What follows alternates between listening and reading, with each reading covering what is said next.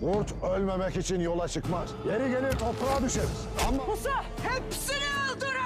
konuş. Ardımızdan gelen evlatlarımız, siz ve sizin gibiler her daim bunun hesabını soracaksınız. Asılların bağrını delecek pusatlarımız, mazlumların hakkı için alınacak öcümüz inlerde dirilecek. Bugün bu topraklar kayı kanına doyacak. Aklın kaçtı. İnlere sındın ha? Kurdun ortağını çakallar basınca kurt da elbet. Vakti geldiğinde cümle cihan... Bugün intikam günüdür. Ayı obasını alacağız. Bizim desturumuz karşısında diz çökecek.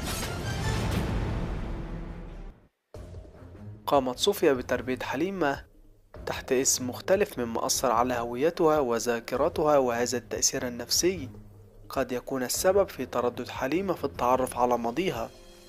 في الحلقة القادمة نتوقع مشاهد عاطفية مؤثرة بين بالة خاتون وحليمة، رغم أن المقطع الترويجي يوحي بأن حليمة بدأت تتعرف على بالة خاتون كأمها